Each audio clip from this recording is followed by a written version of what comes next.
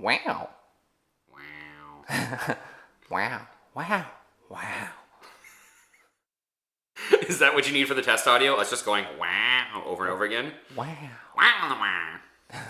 I was going for Owen Wilson wow, but... And then it just evolved naturally into Sure. Waluigi.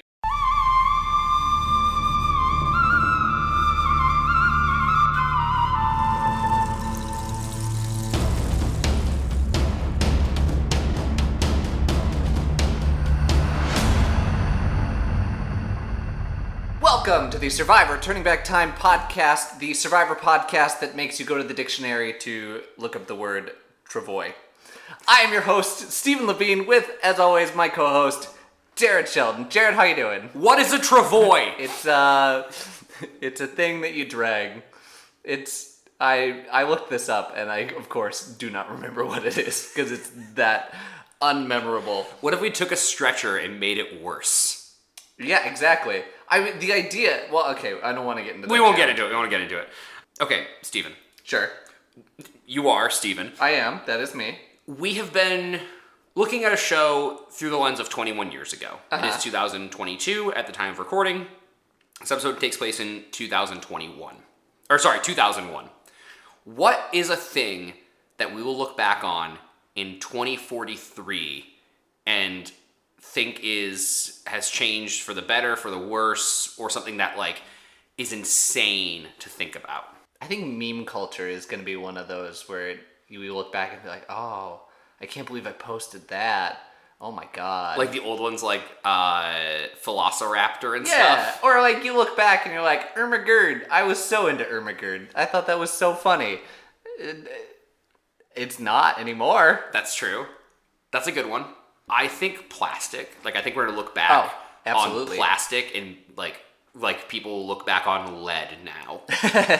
Which is they put it in everything and it was slowly killing them. Yeah. We do that. We do that. That do be a thing. Jared, we were gone for a week. We were gone for a whole week. In the last 3 weeks, I've basically spent 5 days at home. I'm so glad to be done traveling. I know, right? I need to be home. I need to be home for a long time. Oh my goodness. I just saw the same thing you did. So for those listening at home that can't see this, we got a solicitation email from a Carlos who says, with the headline, Survivor Turning Back Time is ranking very well in Russia. So, okay. Hold that thought, because I have noticed, we get our statistics every once in a while, I have noticed that there is someone in Russia listening to this consistently. So if you're there, hi, Russian person, I don't know how you got a hold of this, but... They have the internet. Yeah. I don't know how they ended up here. Yeah. I didn't know Survivor was big in Russia. Maybe they're an expat or something. If you're listening and you're in Russia, please write us. We'd love to hear your story of how you found us. Yeah. So, I mean, thanks for hanging out. Thanks for listening to us. I really appreciate that. I'm just baffled that you got this. I'm baffled that one person or two people listening in Russia puts us in the top 60 of podcasts under the tag history in all of Russia. Yes, all of Russia. I was just pulling up our emails because we were gone for so long that we got lots of emails. So I want to go through all these emails. I'll do it real quick, real rapid fire. Our good friend Carl has emailed us quite a bit, one per episode. So thanks, Thank you, Carl. We've been gone, so I haven't been checking this email. So here we go. Hope Jared notices Amber's "oh my god, it's so good" throughout the season is a thing, so be on the lookout for that. Okay. Yes. Also really loves Jerry. Also not sure the negative edit was entirely undeserved, since everyone really... The social turn on Jerry is pretty early. We'll talk about it. I kind of came to the same conclusion this episode, that maybe they play up, because they have narratives, right? And narratives are not formed out of thin air. That maybe, they exaggerate Jerry's villain status a little bit, but I'm seeing it a lot more every episode. Mm-hmm. As far as the Kel thing and the beef jerky, just hints that nobody really liked Kel anyway, and thought he was a little weird, so that's fair. I get that. Other one, not a lot to add on episode 3. Did not know a lot of the Maryland stuff, so hey, glad we filled you in on Maryland, and Maryland doing the good. Nick may or may not have been lazy, but I don't like that Survivor decided to give out the lazy black man edit. Okay, so we talked about this. We talked about this, and I didn't want to put this out there because I didn't want to be like giving the narrative of that, even if the show kind of hints at it. But we definitely did talk about it in the episode, and I decided, it's better off I just edit this out. But yes, I think that Survivor did Nick dirty here. I think I agree seeing a little bit more. I mean, we don't get a lot out of Kucha Camp in any of these episodes, especially not from Nick. Nick's kind of like borderline ethereal through these first 5 episodes. He's the Amber of his tribe. And it's tough because we have only 2 seasons of evidence, so at least I only have 2 seasons of evidence. And Jervis wore being lazy on his sleeve. He's like, yes, I save my energy for the challenges. That is my strategy. But Nick doesn't feel like he's being lazy. And so this does feel like a little bit of a stereotypical edit. Yeah, just real brutal. And I'm not a big fan of that one, Survivor. Episode 4, Scoop and sharpening the knife after killing the pig with 3 shocked emojis. I'm like, yeah, I'm with you on that one. He just looks giggly and it's creepy. Oh, man, Carl, you're saying the things that I'm feeling. Yeah, Mitchell really undelivers in his voting confessional. Oh man, can't wait to write Keith's down now. I have so much to say. Yeah, I think part of that is probably because he saw his name in the confessional and was like, oh. No, because he would have had to He wrote it and then spoke and then put it in the jar. So yeah, that's on Mitchell. Oops. Pretty sure that Tina bringing up the idea of to vote Mitchell, the producers stopped allowing them to talk on the way to Tribal. Yeah, that makes sense.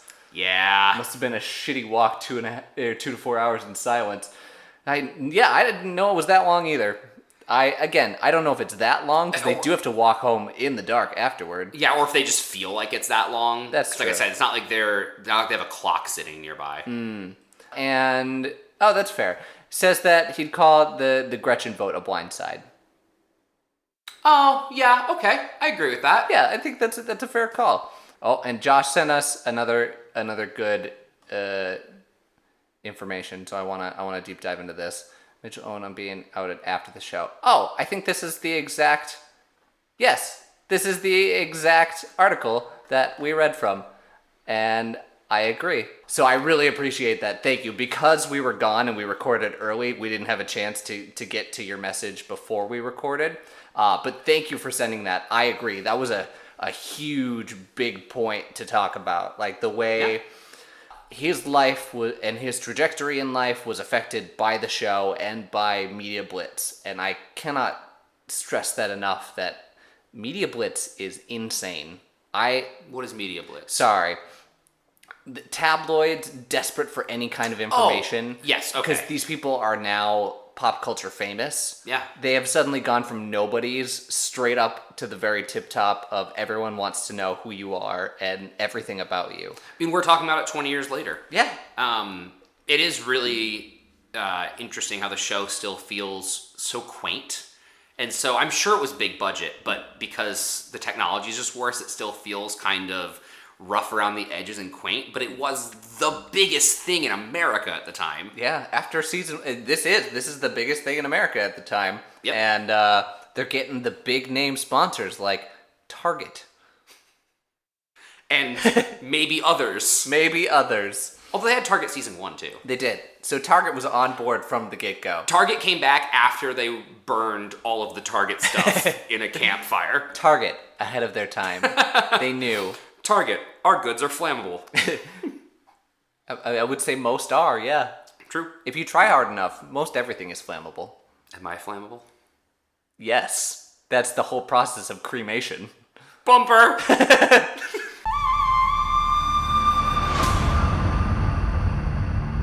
All right, so this episode came out on... I'm just going to start that over.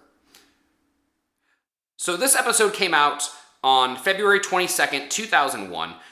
This was actually a pretty packed week in terms of history. So first of all, the first draft of the complete human genome is published in the journal Nature. This is the first time in scientific history the complete human genome was mapped out.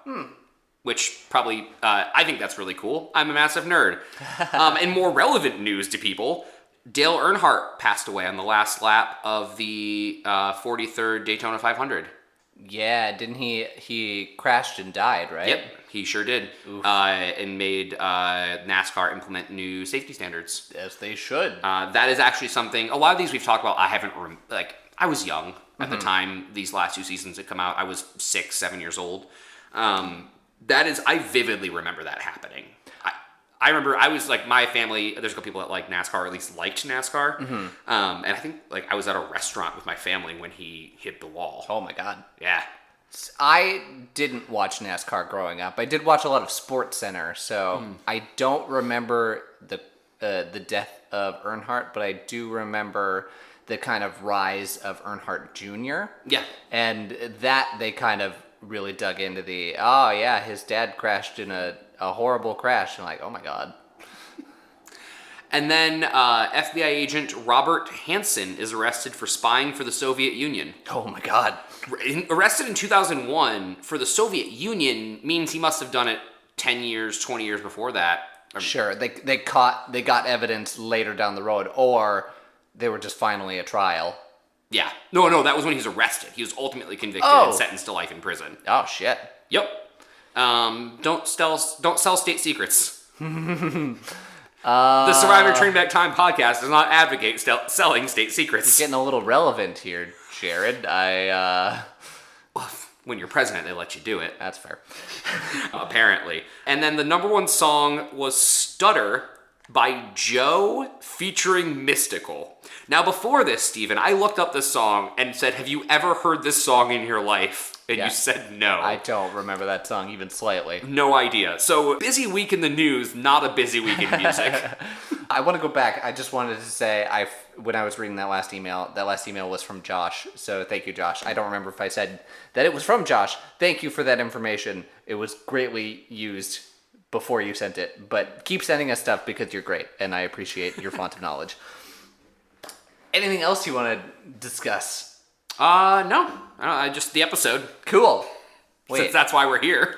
We do that? We talk about... Usually we talk about mid-2000s Nickelodeon porn, but, I figured we should talk about some Survivor, too. It was one time! That's more than I would have expected on Survivor-themed podcasts. That is one time too many. All right. Episode 5, The Gloves Come Off. An aptly named title, but mostly just because there's a lot of blow-ups. I was going to say, there's not really any one incident in this episode I would describe as, like, the gloves coming off. Nah. It's not a quote from the episode. It's a weirdly named episode. Yeah. Before they implement I'm going to name the episode after something that is said during the show. Mm-hmm. I'm sure it's just free-for-all. Just kind of like what Friends does when they realized, we need to have names for our episodes because streaming services are a thing, or if you put them in a collection, then you need an episode title. Sure, or like TV guides. Yeah. Real interesting. Right at the top of the episode, the fires are still raging on. Ohakor is absolutely getting blazed with smoke and 420. haze. 420. And not enjoying it because it's fire. And then we don't talk about it the rest of the episode. We don't. They just kind of show that, and I'm sure because it either dies down or blows over, continues moving. But, man, that's definitely a health hazard. We open up the episode to, yo, shit's on fire. Yeah. And then proceed to ignore it for an hour. As we do. Classic Survivor. This is a weird structured episode. This is and I want to talk about the structure of this episode. I said last episode that you can tell who's going to tribal right from the start. Mm-hmm.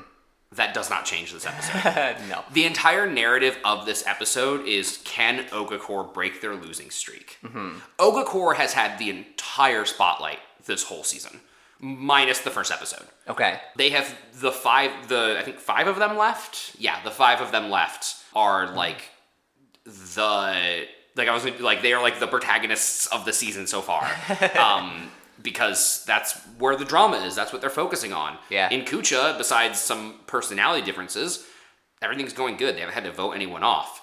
So, and it seems like the vote for Kucha was pretty easy. So there's not a lot of drama in like alliances or who's going to vote who off or what kind of move they're going to play. It seems like they needed a narrative for these 4 days maybe. I think they might be doing 4 days since it's 42 days. Yeah, whatever. No, I think it's still 3 days every single time, but it's more contestants. Got it. Okay. Hold on, I have to do math quick. Continue. Yeah, and so they needed the narrative for these 3 or 4 days or whatever it is, and they stuck with can Ohakor actually win an immunity challenge? That was correct. It is 42 divided by 3 is 14, and then the 2 at the end, so that tracks. Yeah, but like structure-wise, it's so heavy up front, and then you'd have challenge, tribal. Yeah. It's very bizarre. Yeah. I don't...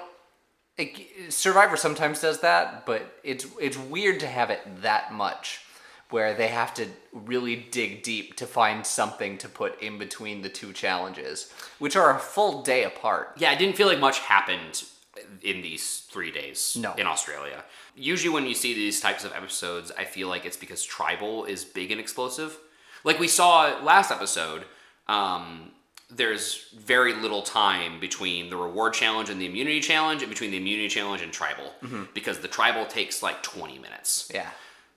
That's not the case here. This tribal is very quick. So they just front load it with slice of life stuff. Yep. Oh, we love a good slice of life anime. I do love a good slice of life anime. But we start the episode in Ohakor with an Amber sighting. Amber's alive! I would say this is a heavy Amber episode. I would say, well, I'll tell you why later, but I think Amber's the protagonist of this episode. Okay, well, then don't spoil that. We'll come back. I want to talk about the first thing I noticed in this episode. Once we get past the fires. Right. Remember last episode when I was like, I remember them playing the game with the triangles, Parcheesi, or whatever we called it. Yes, backgammon. Backgammon, there it is. Immediately, it was right there. It was like, I didn't think that was this season. And that is not backgammon. It is not I don't know backgammon? what that game is, but it is not backgammon. Are you sure? Yeah. Hold up. I could have sworn I looked this up and I thought it was backgammon. It's amazing that your microphone picks me up so well when all I do is talk out of my ass. Well, it is actually faced in the direction to pick up your ass. Backgammon. It is backgammon. Okay, Yeah. so I'm right, and then I question myself, and then I'm wrong. Correct. Classic. Classic Jared. This also opens up with, while the boys are playing backgammon, Jerry and Amber are panicking about that last vote. They sure are. And they should be. They should be, because they are on the wrong side of that vote. Ironically, so let's have a thought exercise. Throwing away the knowledge that you have of the rest of the season. Sure. Just this episode and back. Love it. If Ohakor had gone to tribal instead of Kucha this episode, who do you think gets voted off? I think it would have been Jerry. I think it would have been Jerry too. Yeah. Because the only thing Jerry could have done after Mitchell goes to help herself with her tribe is to chill. To just chill. Make peace, make amends. Clearly Colby is in a win. He wants to freaking win. Yeah. He doesn't care about strategy. He's there to compete. And I mean, he cares about the strategy. That's not fair. But he's there to compete and win challenges and eventually, hopefully, $1 million. And he's going to be with whoever's going to help him get there and do that. And Jerry is actively shooting herself in the foot by being somebody that's overly reactionary. And that's kind of his defense when Jerry comes to him, is that I want to keep this tribe strong, and Mitchell wasn't keeping this tribe strong. No. And, I mean, it kind of plays out in the end. I think if Mitchell was there, they would have struggled a little more. With Colby's incentives and his point of view, he absolutely made the right decision. Yeah. I would probably prefer to be the person that is in a stronger alliance because Mitchell's vote counts just like anyone else's. Sure. But if you are focused on winning the next, I guess, 2 challenges at this point. We thought there was only 2 last episode, but it's now this one and the next episode. Yep. Yeah, you have to get rid of Mitchell. Yeah. I think it was the correct choice. It doesn't seem like it coming into the first challenge, but we'll get to that. Yeah. We flip sides in Kucha. Varner, fire. We're hinting at fire here. Everyone's sleeping, it's cold, but fire is getting up into the shelter. Yeah. Yeah. Varner almost catches on fire while sleeping. That's how close that fire is. So they have to pick up the fire and move it to the fire pit. Or move the fire pit somewhere else. Yeah. Which is odd, because it's... At one point, Jeff in this episode says it's 110 degrees. Yeah. They are in a desert, so it will get very cold at night. Correct. Once again, just highlighting the hostility of the Australian outback. Yeah. It's brutal, and we've talked about it before, how this is one of the more unforgiving landscapes of Survivor. It will only get worse before it gets better. I'm imagining this is part of, like, this episode doesn't have a lot of content in it. Mm-hmm. I feel like the previous episode had some, but without the Mitchell drama, I don't think it would have had much of any. And part of that is because people are, like, just trying to conserve energy. Like, everything is built into just actually surviving.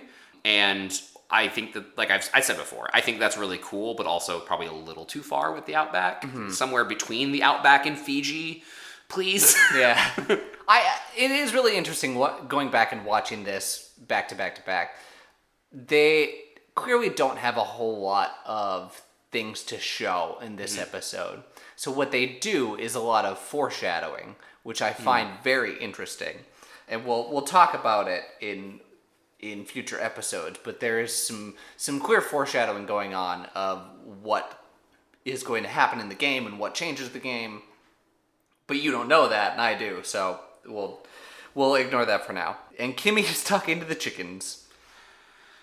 Kimmy. Kimmy, I liked you in the beginning of this season. Uh-huh. Why does this girl have negative chill? Like, really, that is the most obvious thing to me between Kimmy and Jerry. Two women that I liked at the beginning of this series. I think Jerry's always been, of what we've seen, a smarter player than Kimmy. Mm-hmm. But, like, neither of them have any chill.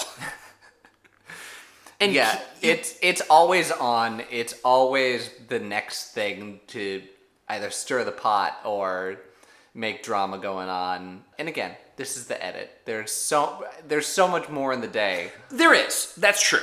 And I don't want to fall into the trap of believing, the editors are unreliable narrators.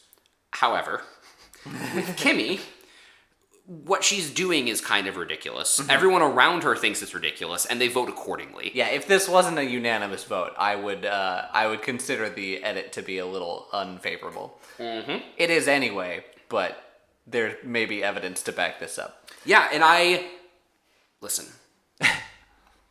I hate agreeing with Scoopin. I want to see where this goes. I'm gonna agree. Well, because he has a confessional where he talks about, like, Kimmy has to stop making such a spectacle over the chickens if she wants to stay around.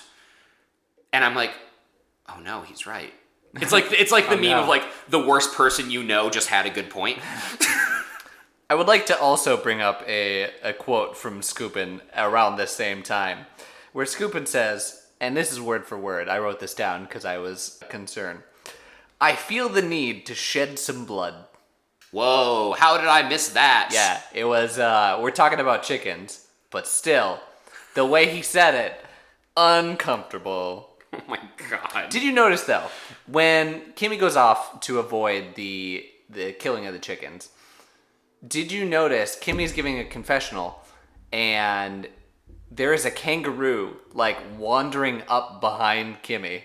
No. Yeah, it's there for one shot, and I'm sure they had to, like, stop and shoo it away. But the kangaroo definitely hops into frame, looks up, looks toward the camera, and then they cut away. Yeah, so here's the thing. Kangaroos will mess you up. Yes. Dependent on the kangaroo. Well, yeah, I mean they're not gonna go out of their way to be aggressive. Yeah. But like if you start getting like a little too close, they also fun fact about kangaroos, because I am nothing if not a repository for useless fun facts. They will go out into waist deep water. Okay. And wait. Yeah. If they're being pursued by a predator, and then especially dingoes. And then if they go out in the water to chase them, they'll just jump on them with their arms, which are much more muscular than you think they are. Correct. And just drown them. Yes. They are smart. They're very smart. But I've also heard them described as the deer of Australia. So if you think deer and you're like, oh, I'm just driving around, I'm driving through rural nowhere and boom, I hit a deer. That's kind of what kangaroo is. Okay. They just kind of wander where they please and aren't necessarily good at reacting to cars. Fear no car nor man. No. Not that a whole lot of people are driving through the Outback at any given time, but I mean, some people have to drive through there somewhere. Yeah, that's true. But yeah, so Kimmy keeps making she makes a big spectacle when they are going to kill the chickens, and makes a big scene of like, okay, I'm gonna go away now, and like, just do it. Like, you have your moral conviction. Mm-hmm. Good for you. I'm glad. You don't have to be so loud about it to everyone all the time when they're doing what they need to do to survive. Jared, hold up. Are you telling me that if you have a thing that you hold particular to yourself, that is important to you, that you don't need to make everyone know about this particular conviction every single day, every single moment you get a chance? I called someone else this season Dirk. Okay. Kimmy is the Dirk. What being a vegetarian is to Kimmy is what being a Christian is to Dirk. And they both just need to shut the hell up about it. I am all for your convictions. Like, if you want to be super religious, if you want to have a specialty diet, if you care about this one particular thing, maybe a pop star, like, great, good for you. I love that. You don't have to keep telling me. I want you to enjoy your thing. I am not enjoying your thing for you. It's such an easy line of like, if you say, I can't do that because of a conviction, great. Mm-hmm. If you say, you can't do that because of my conviction, ugh. Yeah. And that's part of the reason I think I'm not good at self-promotion, is because I am aware of people, and I'm aware of like, oh, am I being obnoxious? Unclear. We're in a society where everything is obnoxious, and the people who are most obnoxious are usually the ones who are succeeding the most. But not always. And speaking of self-promotion, if you can go ahead and rate us 5 stars on iTunes or Spotify, share us with your friends, your family, your enemies. We want to keep doing this, and we'll continue to do this. Shameless self-promotion. I just took a shot of whiskey to the tip of my nose. That's not where whiskey goes. It's true. Holy cow. Yeah, honestly, we like doing this. We'll keep doing this, but... you gave me a great segue, so I had to. Absolutely. Tell your friends. We're going to keep promoting. We'll only do it once a podcast at most, but just a reminder, I know asking people, as John Mulaney says, doing things is hard. It's so much easier to not do things. But if you don't mind helping us out. Anyway. I'll even cut it short. We probably won't do it once an episode. We'll do it like a couple times a season. Okay. I mean, just from how we've been, like the first couple episodes, yes, of course, and then we have so much more to talk about. Ohakor, food is rough. They are a disaster. This whole tribe is a disaster. And it kind of shows you that maybe Mitchell's not far off in having lost 31 pounds. Yeah, maybe. They've had no fish in 2 days, and they all look terrible. Are they out of rice and out of flour? Because it doesn't seem like they're eating anything. They're not out of rice, because the first shot they show is them like scraping the bottom of the pan that they have rice, and Tina like specifically takes a single grain of rice and puts it in her mouth. That's so depressing. It is very depressing, but it is a good show of where they're at. They haven't won much for reward challenges. They won the fishing kit, but... I would say they won the first immunity challenge. Uh-huh. And I think they've won one reward challenge. Correct. We are at episode 5. They have won 2 out of 8 challenges thus far. Would you say, okay, so far, this is the losingest tribe of any tribe. I mean, there's Of only the 4 I've seen so far, there have only yes. been 4. Correct. This is the losingest tribe so far. Yeah. And Survivor really doesn't know what to do with that. No. Because it's hard to balance in the challenges. They don't know how to balance these challenges with different sets of people. And again, we'll talk about that, but Yeah. just all sorts of silliness. This is happens. part of the downside of having physical strength mean so much more in these early seasons, is it's cascading failures. So if your tribe is, let's say the first challenge is a tug of war, and your tribe isn't as strong, you have to vote somebody off. Sure.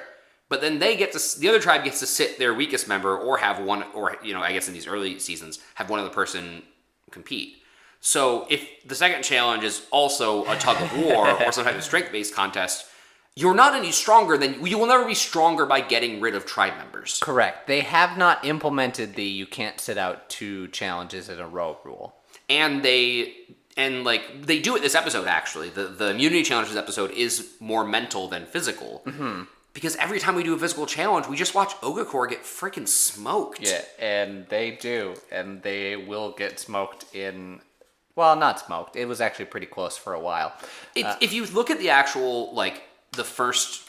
if you look at the 16 contestants before anyone's voted off, and look at just the 8x8 standing next to each other, Toggy is a stronger tribe physically than Ohakor from the very beginning. Kucha? Yep. I mean, and Toggy. Toggy also. And Toggy. No, Kucha is a stronger tribe than Ohakor. Yeah. Right away. And it has not gotten better, because then you're winning reward challenges. And the reward challenges this season are a big deal. They are a big deal. It's bigger deal than last season. Better than one piece of pizza. Yeah. I would say this one's not as big of a deal, but for mental sanity, definitely there. Maybe. I mean, you're sleeping better, so you have more energy. You're the pig, I guess, wasn't challenge based. That's scooping based. It is scooping based. Yeah. Okay, we can continue. Okay. We have a big... Sorry, we got way sidetracked. We have a big talk about fish and dead fish, because Jerry goes out to fish and has to dump the fish waste that they gutted last time, which is, from what they're saying, 2 days old. I don't know why you would just leave it in there. Weird. Jerry asks what to do with the fish waste. And what's his face? Keith. Keith says, well, just dump it in the river. And Jerry responds, well, no, that the fish are eating that, so that's why we're not catching any fish. What's your take on this? That's the stupidest thing I've ever heard. I don't know if it's the stupidest thing I've ever heard, but it doesn't stop you from catching fish. Has Jerry ever heard the phrase "chum the waters"? Clearly not. Why are you not going out there and putting it out in the water when you're fishing? That's true. That's a good point. Why are you not baiting this? And if you're going out, and if you want it buried, why are you not just burying it? Why are you causing this friction? And I don't like Keith. I think I've been pretty vocal about the fact that Keith is kind of a jerk. He's fine in this episode, but overall kind of a condescending jerk. I would say this is the best Keith episode to I would agree.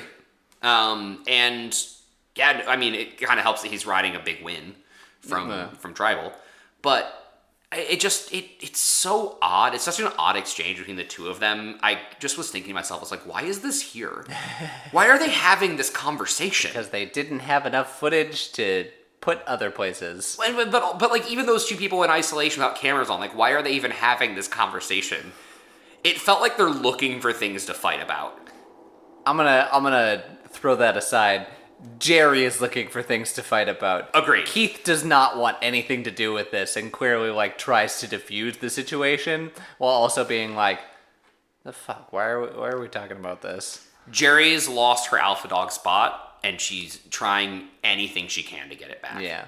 I did want to say that there is a reason that in hunting that you cannot bait a trail. You can't throw food out in the same spot all the time and then wait for hunting season and then shoot at the place that you've already baited day after day after day, because they will come, and that is unfair.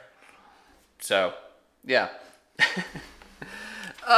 Moving forward. Now we come to our big blow up of the episode. We talked about another conversation that I don't know why it happened. It does not make any sense. This is the Kimmy versus Alicia blow up. Ding ding ding. And in this corner. Yeah, we've been waiting for this. If you've watched the season before, you remember this, because it is big and it is obnoxious for no reason. It's so stupid. So they're having the conversation about protein. They're talking about, well, we should kill a chicken every day. Well, you only have 4 chickens, so that doesn't necessarily make sense to me. But Kimmy, seeing kind of an in, tries to defend, well, we should maybe not kill a chicken every day because it doesn't make sense. You don't need protein every day. Kimmy, you're not eating it anyway. Correct. What? Shh, just stop. Just stop. And then Alicia comes back. You just want those chickens to live because you love those chickens. And then it escalates from there. Yeah, I mean, this is one of those fights where the fight is not about what just happened. It's about what's happened for the last 12 days. Correct. But it's so pointless. It's extremely pointless, but I get it. Like, the tempers have definitely risen, and Kimmy's getting on people's nerves, and Alicia's just had one too many, and she admits, like, she's one to speak her mind. It's been coming. My favorite quote from this fight is, "I will always wag my finger." I will always wag my finger, Jared. Now, I actually, from this episode and last episode, have grown a fondness for Alicia. Not because of this fight. This fight's childish and dumb, but yes. I will give them both a pass because they're hungry and annoyed and want to go home, and it's 1,000,000 degrees out, and they're actively dying. Actively dying. Actively dying. But I don't know. Alicia's just really, the tribe seems to like her, even if she's, a little pushy. She has, a really confident, really strong presence about her that has come out in the last couple episodes, and I am enjoying it. I'm looking forward to seeing more of her. Yeah, I think Alicia's a very, very strong personality, and I think a good representation of the female side from early Survivor. And to give the editors credit, because I spent a lot of time dunking on them, and I will continue to do so. Because Alicia's a very strong, outspoken woman, outspoken woman of color. There is the possibility that they could have done an edit that made her look much worse. Yes, intentionally. And I have not gotten that angle from the show, and I can appreciate that. I can't say whether or not that lasts. Okay, but as to now, they really have not pushed the outspoken black woman narrative, which I thank you, Survivor of 2001. 2001. I almost said 2021. 2001. That's confusing. Continue to do that, please. Learn from your mistakes. And now that they've moved the fire, it is a cold night in the Kucha tribe, and everyone's just cold. Oh, one thing I will say, too, about going back to editing real quick, and one more prop for the editors of 2001. Sure. There are episodes in Season 1 where nothing's happening, and it feels like nothing's happening. Yeah. This episode gives you the illusion that stuff is happening. Yes. They do a better job of that. They're learning. They're learning how to do this show, and I appreciate that. And I find it fun, and I hope our listeners find it fun when we can pick out the things that they learn to do and the things that they still fail to do. Yeah. Kimmy has not bathed this entire time. Asterisk citation needed. Yes. According to...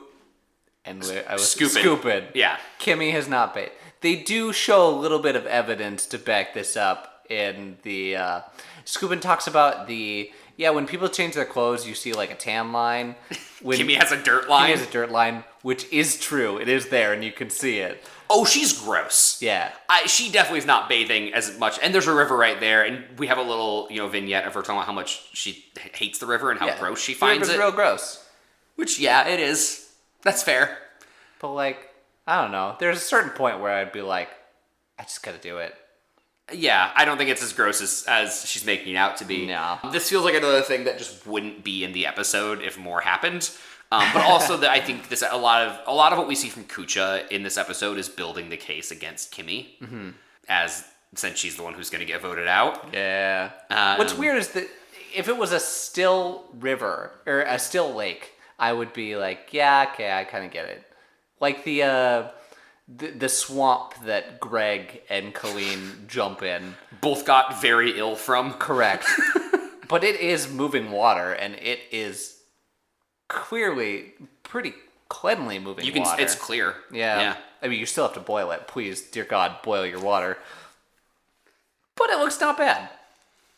It's fine. Yeah, it's fine. Imagine the smell of those camps. Gross. Yeah. Just super gross. At some point, you have to go smell blind to how bad everyone smells, because your brain and your nose can't handle that all the time. The brain's like, this is the new normal. Yeah. Get used to it. I guess we just smell now. We get to the reward challenge brought to you by Target. Another stretcher challenge, but this time also brought to you by Target. Yes, and it's not a stretcher challenge, it's a Travoy challenge. So I looked up a Travoy real quick. Sure. Wikipedia article. It is a frame for restraining horses. A historical frame structure that's used by indigenous people, notably the Plains Aborigines of North America. So it seems to be something that you would drag. Okay. There's also evidence to support the thesis that travois were used in other parts of the world before the invention of the wheel. Okay. It seems to basically be a indigenous people's wheelbarrow. Yeah. Like they used it before wheels Makes sense. were invented or common use or whatever. Why are they using it for people? Because we didn't want to call it a stretcher challenge for the second time. That's fair. I also don't know. It's not.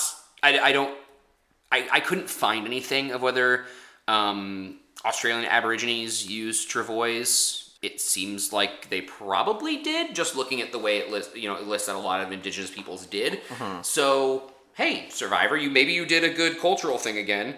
That wasn't a racism. Maybe. It could also be that someone did like a quick, I guess Wikipedia didn't exist at the time.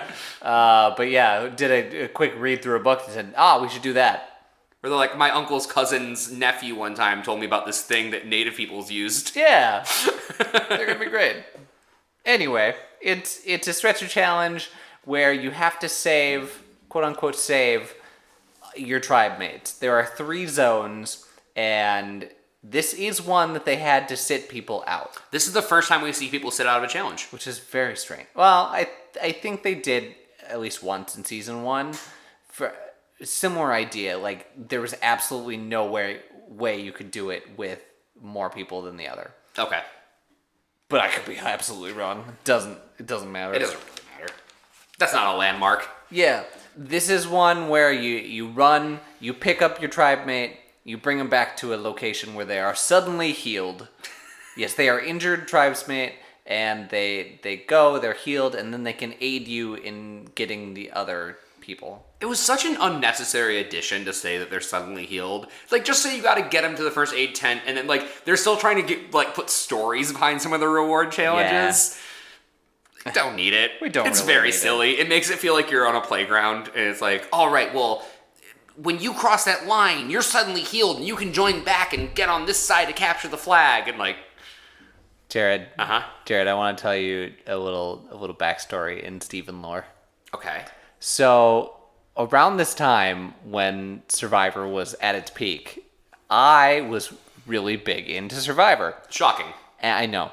And so I made my friends at recess play Survivor.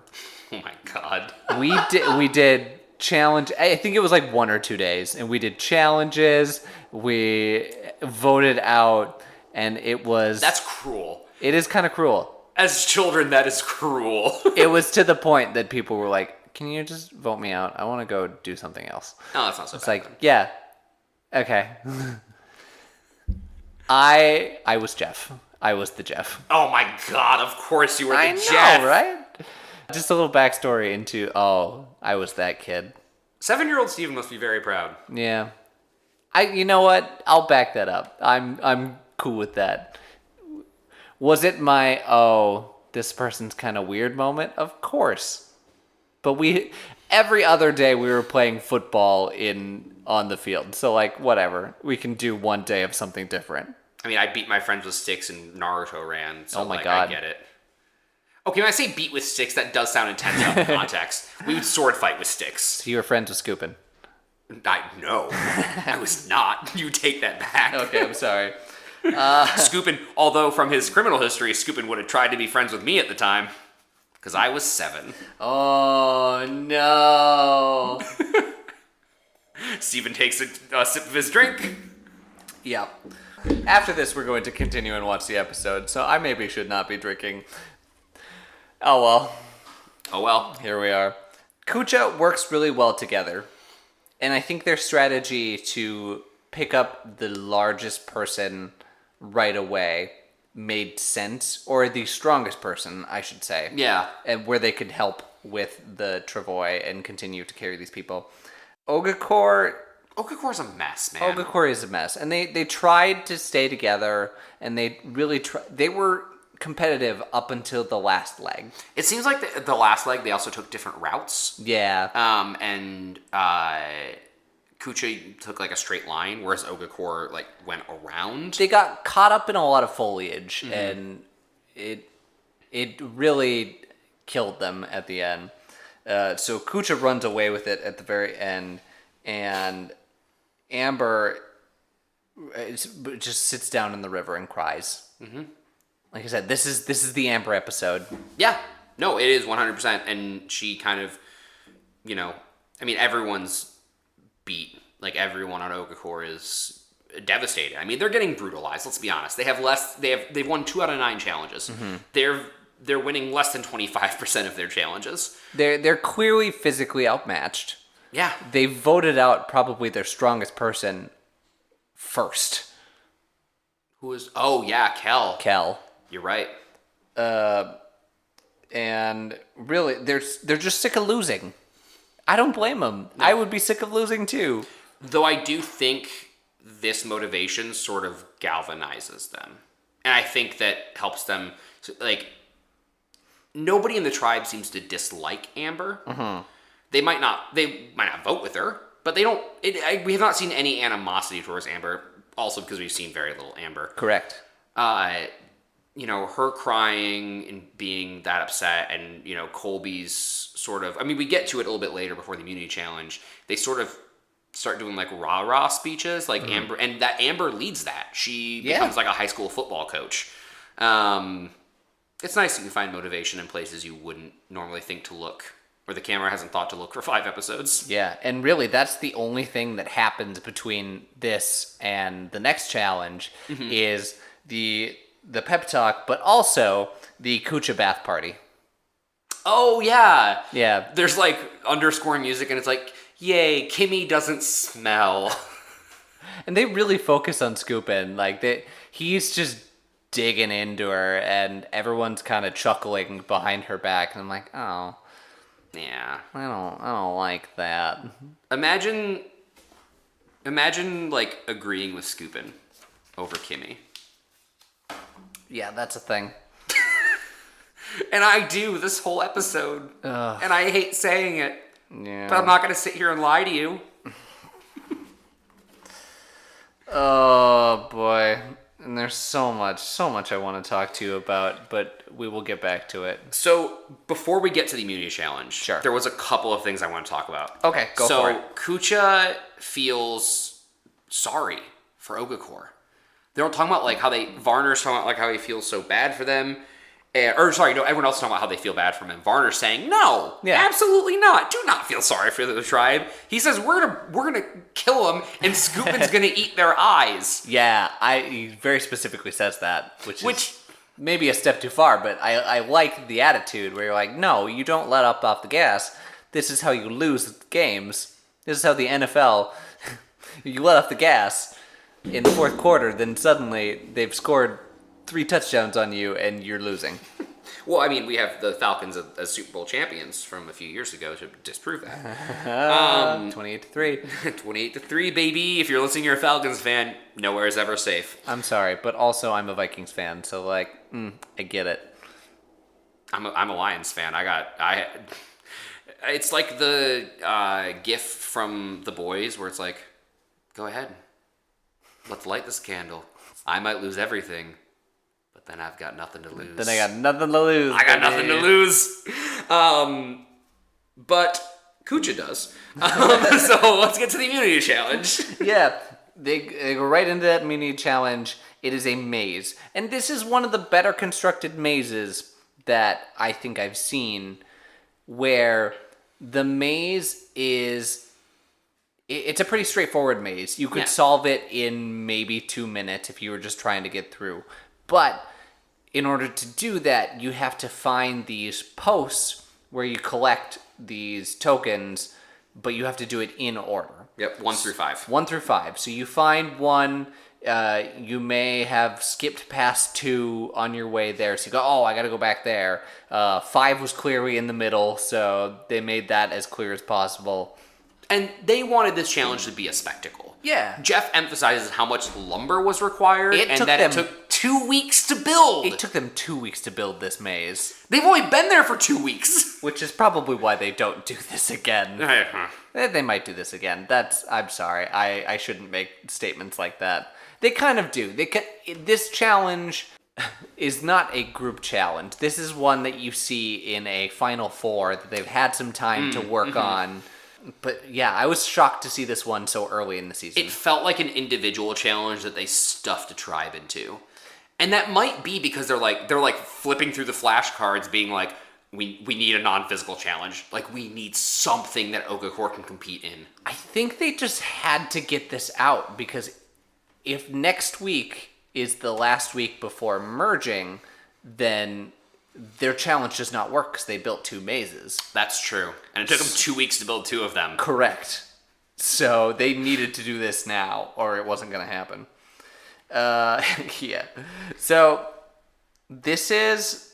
Oh, yeah. This is one that I'm like, there's nobody sitting out for Kucha. Yeah. And Jeff just says there's no advantage to having 7 over 5, so go for it.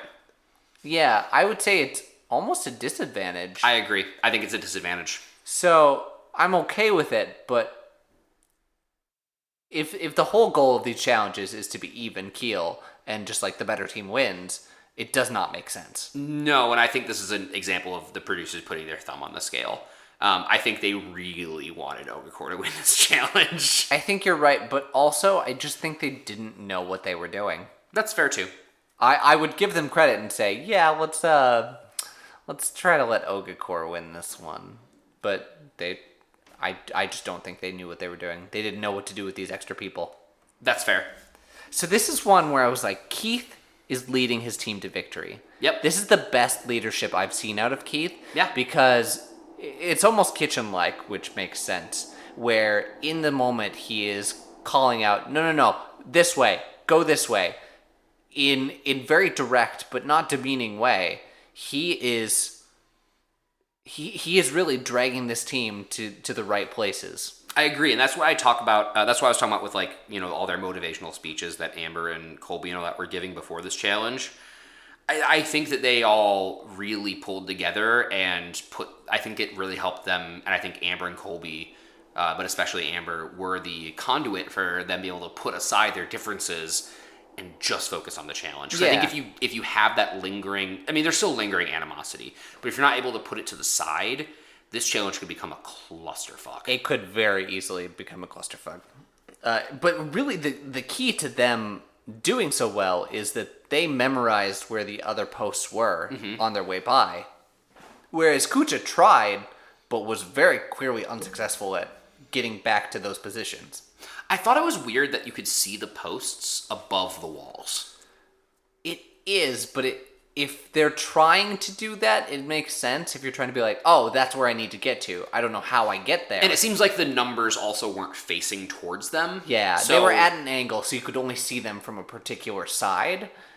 But still, you either need to make that clear or you need to hide them entirely. I guess if you don't have a marker like that for them where they have to navigate the maze, you're kind of just relying on luck.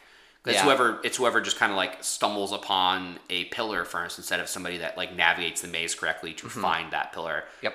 Yeah, I think I'm gonna go back on that. I think that having them above the walls was good design. Okay, I will give them credit on this one that they edited this and shot this really well for how absolutely blocked this is. Yes. There were a lot of aerial shots, which this is long before drones, so I don't know how they did that. If it was just a helicopter circling the entire time. They weren't that high up. They could have easily been like a tower. They seemed pretty high up, but you might be right. But there are shots from an angle coming in, but there are shots like straight down that I think were helicopter. Well, maybe. Who knows?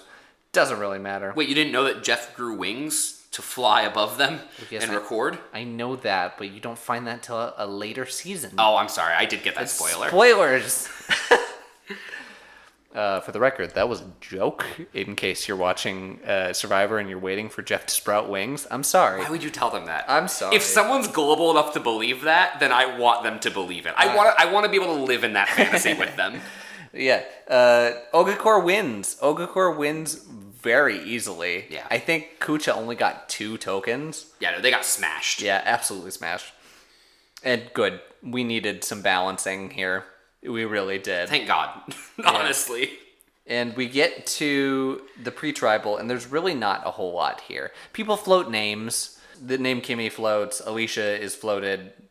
Yeah, and I think Kentucky Joe says something like, they all think I'm going to vote Kimmy, but I have my own plan. And then he votes Kimmy. And then he votes for Kimmy. I think his big thing was he just didn't want to vote for...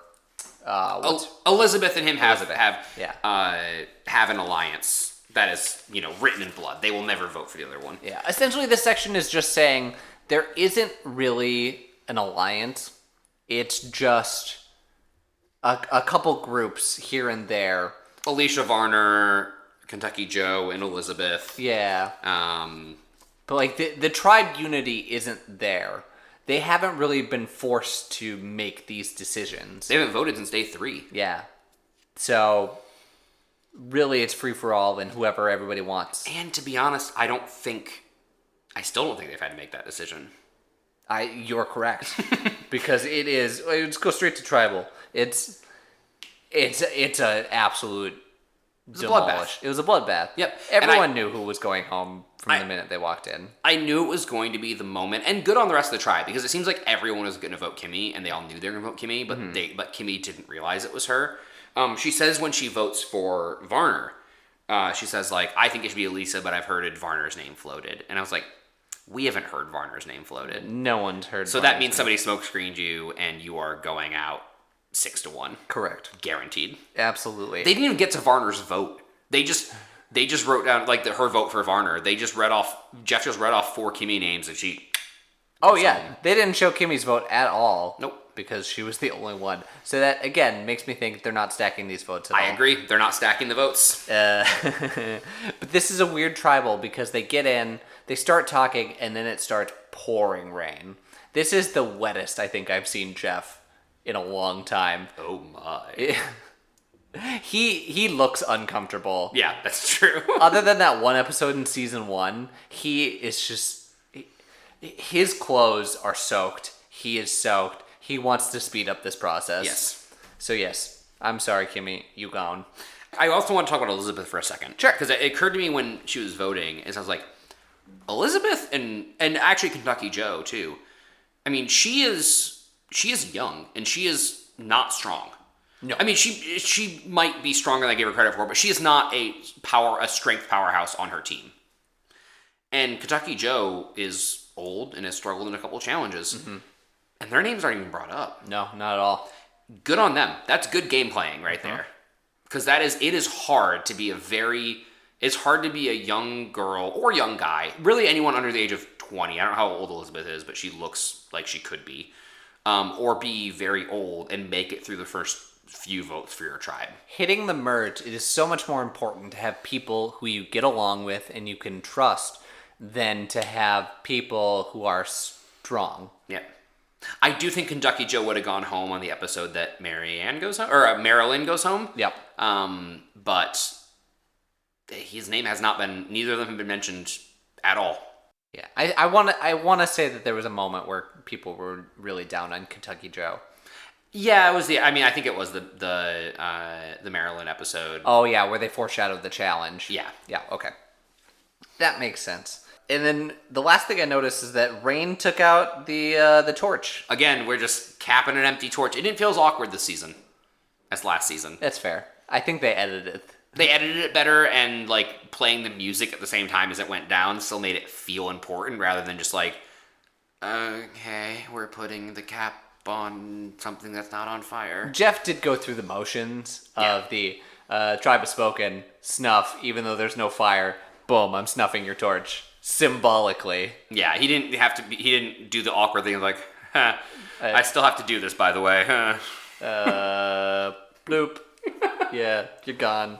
Yeah, vote was straightforward, 6-1. Kimmy voted for Varner. Yeah. So, take that for what it is. Kimmy's coming back.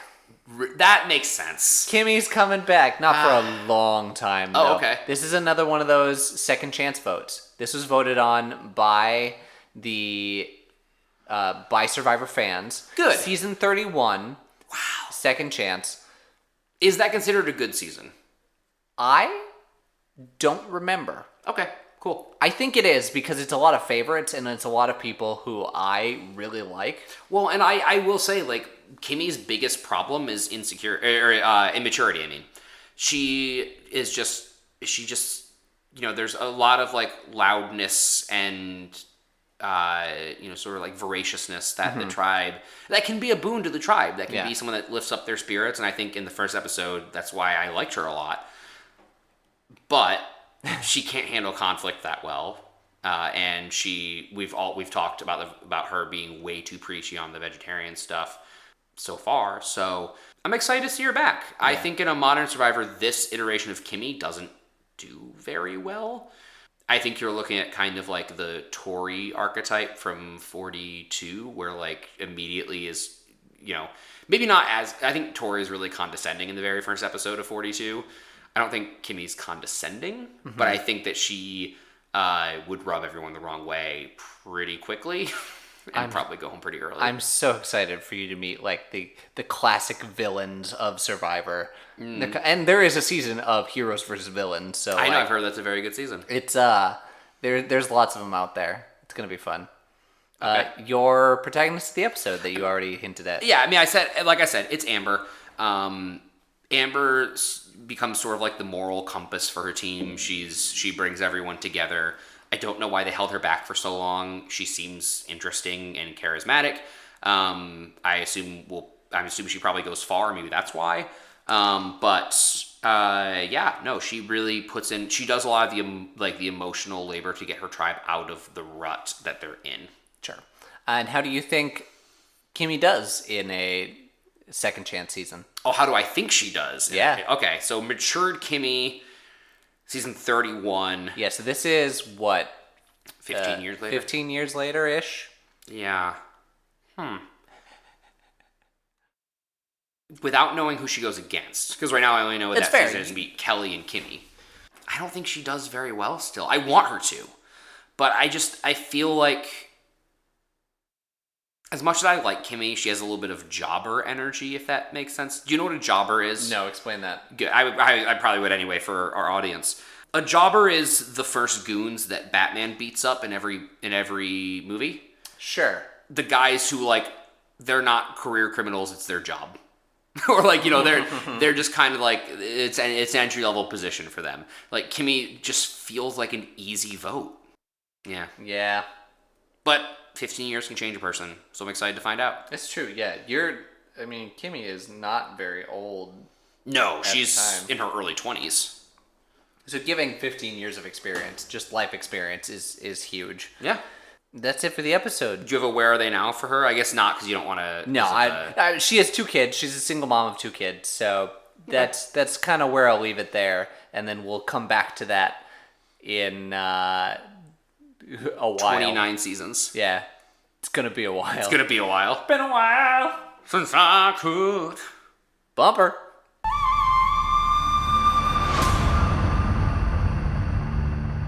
And that'll do it for this episode of the Survivor Turning Back Time podcast. As always, I just want to say thank you. Thank you for listening. Thank you for hanging out for us. Thank you, Josh and Carl, for sending us emails. Yes. And random Russian telling Listeners. us. Yeah, random Russian listeners, but also the person who told us that we're trending in Russia. If that's the case, great. But I honestly think it's just that one person. So thank you. Thank you for... Wherever you're listening, we earnestly appreciate it. Oh, yeah. You're right. We are the 61st best episode in category history in Russia. Yep. That's funny. It's the data is provided by podstatus.com. Thanks, Carlos. I almost said Carl. It's Carlos. No, Carl, thank you, but also Carlos, thank you. Yeah. Thank you, Carlos. You're trying to get me trying to get money from me, but thank you. Oh, actually, no. There isn't. Maybe it's trying to get me to spend money on podstatus.com. Doesn't matter. Hey kid, if you give me $5, I'll make sure someone listens to your podcast. I'm sorry, was that a mobster or was that like Russian? That was a mobster. Oh, okay. Barely. Yeah. You like kind of trended toward Russian at the end and I was like, who are you? Duh, it was me all along. FBI agent that Hello. was spying for Soviet Union. Oh, boy. We've been here too long. Thank you for listening. Jared, anything you want to promote? Yeah, I would like to promote the telescope that I think NASA had that observed a star billions of light years away that probably was formed when there was only 2 elements in the known universe. That kind of breaks everything we know about physics in the universe. Nice. And that's pretty cool. Cool. And helium was one of them. I think it's helium and hydrogen. Helium and something else. Not a scientist. I'm not a scientist either. I would like to promote transparency in the hiring process. If you are hiring and you realize that you don't want to go forward with someone, you should tell them. Don't leave them on the hook. Tell them right away. Or if you're saying, hey, we think we want to hire you, and then change your mind in an instant, that's pretty shitty. So just like to point that out, for no particular reason, none at all. Steven, I said I'm sorry. Well, you're not hiring me. That's true. I've done that already. You have done that already, and that company is dead. That'll do it. Thank you guys so much. For my co-host Jared, this is Steven. For my host Steven, this is Jared. Bye-bye. Bye.